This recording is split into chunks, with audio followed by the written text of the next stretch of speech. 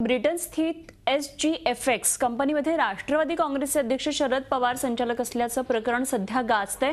या कंपनीचे एक संचालक सर्वेश गाडे यांनी मात्र शरद पवारांचा कंपनीशी कोणताही संबंध नसल्याचं म्हटलंय।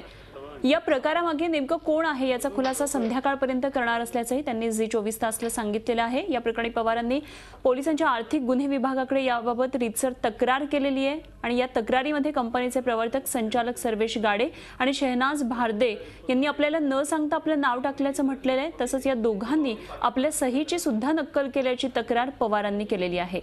13 डिसेंबर 2010 रोजी इंग्लंडमध्ये ही कंपनी रजिस्टर्ड झाली आहे। सुरुवातीला 70 कोटी रुपयांचं भांडवल असलेली ही कंपनी अवघ्या 1.5 वर्षामध्ये 70,000 कोटींवर पोहोचलेली आहे।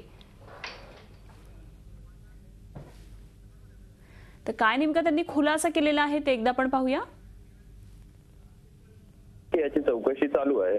अजूनपर्यंत रिपोर्ट माझ्याकडे आलेले नाहीये, ते कसं प्रोसेस काय झालेली आहे, पण हा डेफिनेटली संध्याकाळपर्यंत हे रिपोर्ट्स येतील आणि सगळ्यांकडे पाठवले जातील, सगळ्या माध्यमांना दिले जातील। हे सगळे खोटे कमेंट्स आहेत आणि आमचं आज सगळे रिपोर्ट्स येतील आणि रिपोर्ट्स आल्यानंतर आम्ही लगेच कारवाई चालू करणार आहोत। त्यांना जो त्रास झाला त्याच्याबद्दल मी दिलगिरी व्यक्त करतो, पण हे जे प्रकरण घडलेलं आहे त्याला पूर्णपणे मी जबाबदार नाहीये किंवा काही याच्यामध्ये जबाबदार नाही। फक्त कंपनीचा मी एक संचालक होतो या माध्यमांनी आणि त्या कंपनीमुळे साहेबांची जी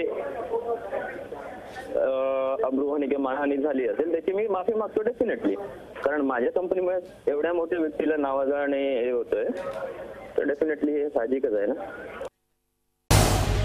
झी24 तास रहा एक पाऊल पुढे।